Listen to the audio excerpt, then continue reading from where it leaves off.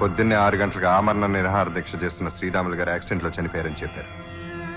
కానీ అది హత్య అని నాకు తెలుసు. నా పెళ్లి రోజు నాడు నన్ను చంపాలని చూశారు. కానీ మా అమ్మ నాన్న అత్తమామలు పోయారు. ఈ దారుణమైన హత్యలకు కారణం ఎవరో మనకు బాగా తెలుసు, కానీ ఆధారాలు లేవు. దీన్ని ఇన్వెస్టిగేట్ చేయడానికి 4 ఆఫీసర్స్ ఒక టీం రెడీ చేశాను. దాన్ని నువ్వే లీడ్ చేయాలి.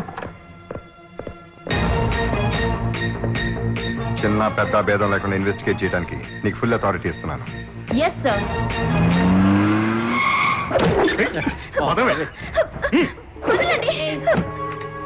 మీకు దండం పెడతాను, నన్ను వదలండి ప్లీజ్. నన్ను ఇక్కడికి తీసుకొచ్చింది దండం పెట్టించుకోవడానికి కాదు, వ్యభిచారం చేయించుకోవడానికి. ఓకే అక్క, మేమెవరో తెలియకపోయినా మమ్మల్ని నమ్మి బేరం తీసుకున్నాం. ఇంకా కావాలంటే చెప్పు, ఫ్రెష్ క్యాండిడేట్ తీసుకొస్తాం.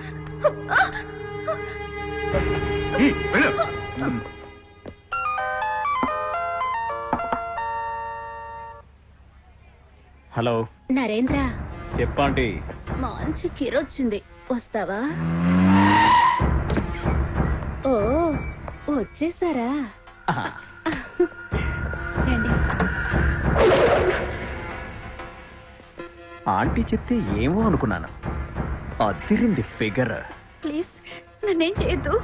అయితే మేమెందుకు వస్తా? నేను అలాంటి దాన్ని కాదు.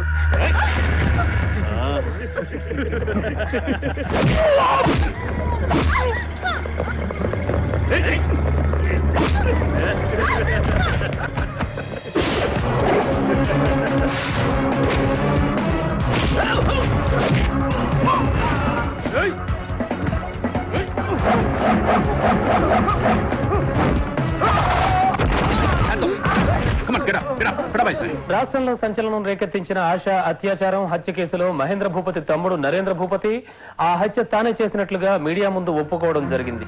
ఆశాని వార్డెన్ సహాయంతో నేను, కిరణ్, సునీల్, నవీన్, ప్రకాష్ అందరం కలిసి మానభంగం చేశాం.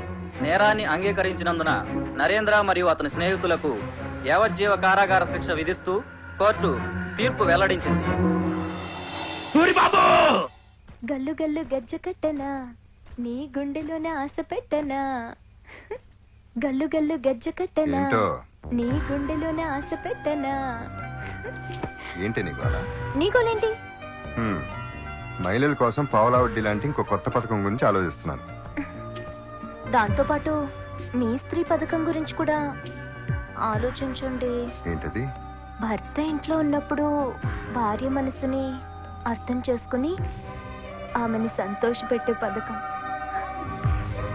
అది ఆలోచించాల్సిన పథకం కాదు, వెంటనే అమలుపరచాల్సిన పథకం.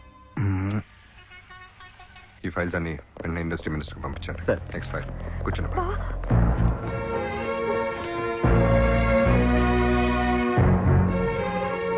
Don't keep this file pending. Sir. Finish it immediately. Okay?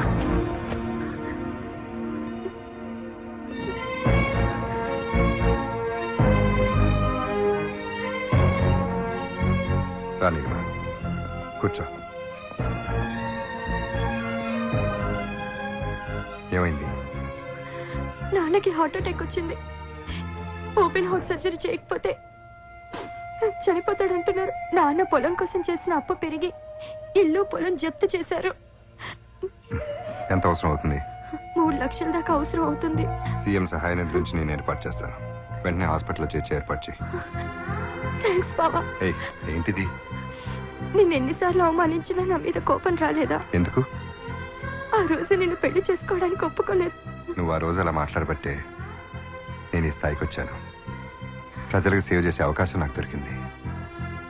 Don't worry, నేనున్నాను. Take care.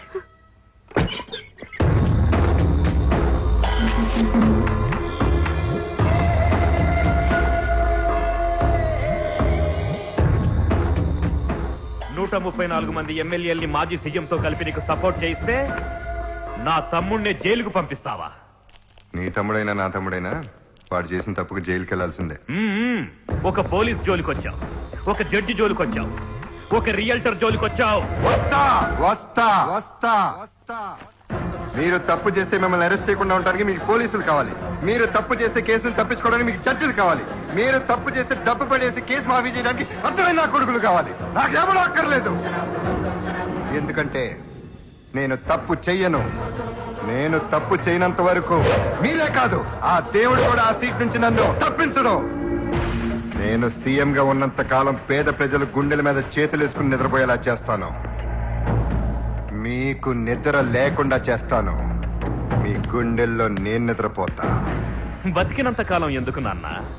24 hours, with in 24 hours ఒక్కో ఎమ్మెల్యేకి 5 కోట్లు, మొత్తం 150 మంది ఎమ్మెల్యేలని కొనేస్తా. నిన్ను దింపి మళ్ళీ తిరుపతి రాయుడిని సీఎంని చేస్తా. చీచి బుజ్జి చాక్లెట్ తినమ్మా. థ్యాంక్స్.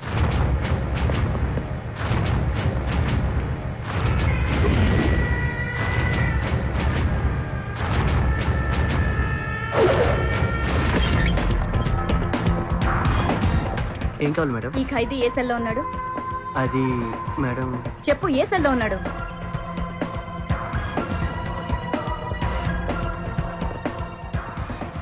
శ్రీరాములు గారిని డీసీఎంతో గుద్ది చంపిన డ్రైవర్ నరసింహన్ వదిలేయడానికి ఎంత తిన్నావు? నేను తింటూ ఏంటి? పోనీ వాడు ఎక్కడున్నాడో చెప్పు, వదిలేస్తాను. నాకు తెలియదు. తినడం అలవాటు కదా, 4 తంతే నిజం కక్కుతావు. ఓకే, వాడు ఎక్కడున్నాడో చెప్తాను. నాకెందుకో భయం వేస్తోంది. ఎందుకే భయం? మన దగ్గర బోల్డ్ అంత క్యాష్ ఉంది. నిన్ను లైఫ్ లాంగ్ బాగా చూసుకుంటాను. రేపే మనం ముంబై వెళ్దాం. Go fast. హలో, వాడి సంగతి నాకు వదిలే, నేను చూసుకుంటాను. హలో సార్, నేను హంసానందిని. డ్రైవర్ దొరికాడు. మహేంద్ర మాజీ సీఎం కలిసి శ్రీరాములు గారిని చంపించారన్న నిజం ఒప్పుకున్నాడు. వాడితో పాటు బ్రోతల్ కూడా దొరికింది. వాళ్ళు మీ మీద డెఫినెట్ గా కండిషన్స్ ఉంటారు. పోలీస్ స్టేషన్కి తీసుకెళ్లొద్దు, కోర్టుకు తీసుకెళ్ళండి. ఎందుకన్నా మంచిది. 4 రూట్లలో రండి. ఏ రూట్ నుంచి వస్తున్నారో వాళ్ళకి తెలియకూడదు. Be careful. శ్రీరాములయ్య హత్యకు సాక్షి నా రెండో తమ్ముడు. నీకోసం వాణ్ణి కూడా చంపడానికి నేను సిద్ధంగా ఉన్నాను. వాణ్ణి పట్టుకున్న దాన్ని ఇద్దరిని చంపిస్తాను. మీరు రిలాక్స్ గా ఉండండి.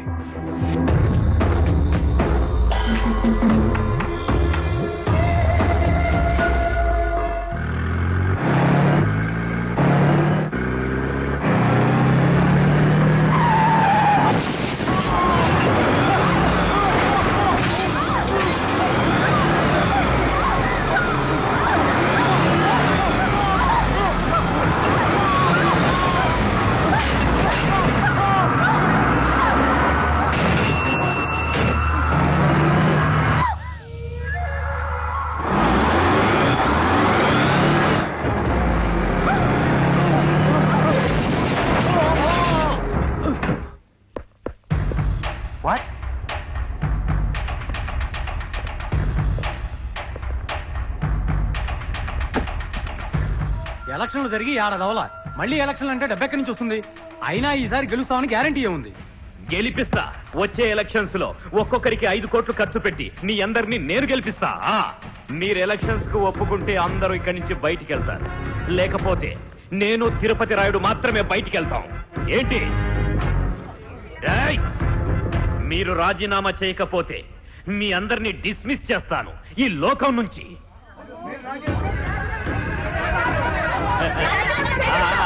అదే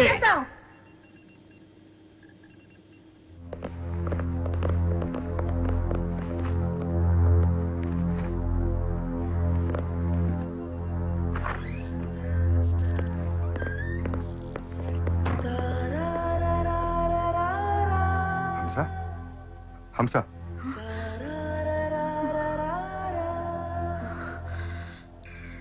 Sorry, sir. I could not keep up my word. It's okay, it's okay. ఏం కాదు. టేక్ ఇట్ ఈజీ హంస.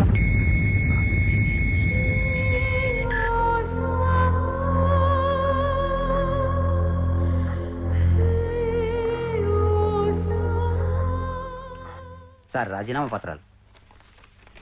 సార్, ఈ రాష్ట్రంలో శాంతి పద్ధతులు సర్వనాశనం అవటానికి ఆ ముఖ్యమంత్రి సూర్యనారాయణే కారణం. ప్రతిపక్షం వాళ్ళకి అధికారం వచ్చినా పర్లేదు గాని ఇటువంటి వాడికి ముఖ్యమంత్రిగా సపోర్ట్ చేస్తే మా పార్టీకే నష్టం. అందుకని ఆయనకు మద్దతు ఉపసంహరించుకుంటున్నాం. ఓకే, ముఖ్యమంత్రి గారి లైన్లోకి తీసుకోండి. Okay sir. సార్, గవర్నర్ గారు లైన్లో ఉన్నారు. Sir, sorry to say mister Suryanarayana, మీకు సపోర్ట్ గా సంతకాలు చేసిన 134 మంది ఎమ్మెల్యేలు ఇప్పుడే రాజీనామా చేశారు. వాటిని స్పీకర్ గారు కూడా ఆమోదించారు. రాజ్యాంగ సంక్షోభం ఏర్పడడం వల్ల రాష్ట్రపతి పాలనకు సిఫార్సు చేస్తున్నాను. కేంద్రం ఆమోదించే వరకు మీరు ఆపద్ధర్మ ముఖ్యమంత్రిగా కొనసాగుతారు.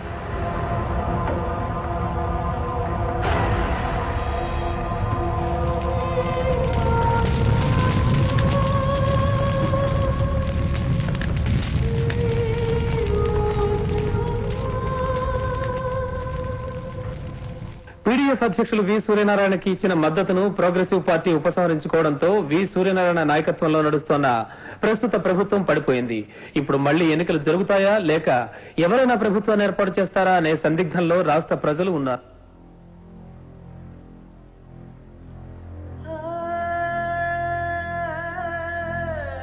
ఏమండి, ఏంటలా ఉన్నారు?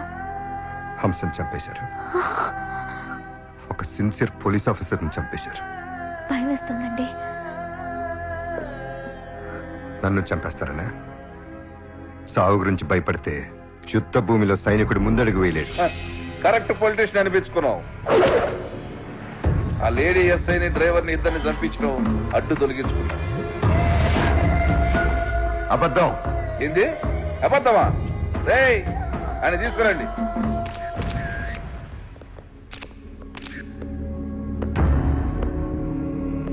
వీడెవడు?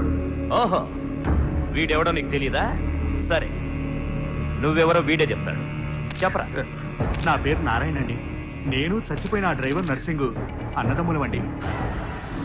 శ్రీరాములు గారిని నా తమ్ముడు చంపే ముందు ఆ విషయం నాతో చెప్పాడండి. అరే, ఆయన మహానుభావుడ్రా, ఆయన్ని చంపడం ఏంట్రా అన్నానండి. చంపితే 10 లక్షలు ఇస్తానని ఈయన చెప్పాడటండి.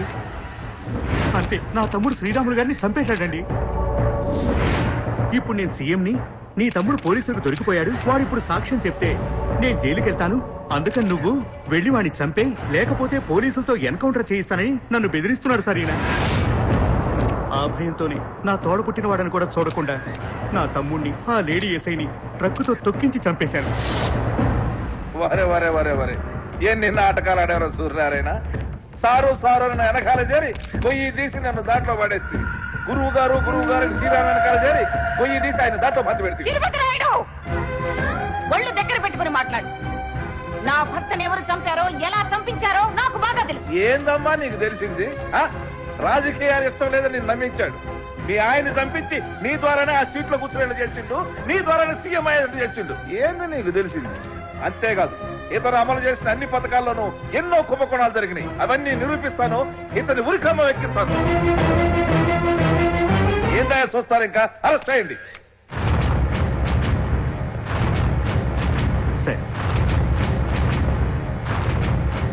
నేనేం చేశానో ప్రజలకు తెలుసు, నేనేం చెయ్యాలో నాకు తెలుసు, నేనేం చేయబోతున్నానో నీకు ఆ దేవుడికి కూడా తెలీదు. ఆ రోజు రాజకీయాలంటే ప్రజల సమస్యలు తెలుసుకోవటం, ఈ రోజు రాజకీయాలంటే ప్రజలకు సమస్యలు సృష్టించటం. భూమిని దోచుకునేవాడొకడు, ఉచితాలు ప్రకటించేవాడొకడు, సేవ చేస్తాను నమ్మించేవాడొకడు, రాష్ట్రాన్ని 2 ముక్కలు చేస్తానేవాడొకడు. ఈ దరిద్రంలో ఒకళ్ళ మీద ఒకళ్ళు బురద జల్లుకుంటూ, అడ్డమైన తిట్లు తిట్టుకుంటూ, పిచ్చి కుక్కల్లా కొట్టుకుంటూ, ప్రజల సంగతి ఆలోచించకుండా అధికారం కోసం ప్రాకులాటమే రాజకీయం అయిపోయింది. చెప్తా, రాజకీయానికి కొత్త నిర్వచనం చెప్తా, కొత్త నాయకుల్ని పుట్టిస్తా, నీలాంటి రాజకీయ శకుల్ని భూస్థాపితం చేస్తా.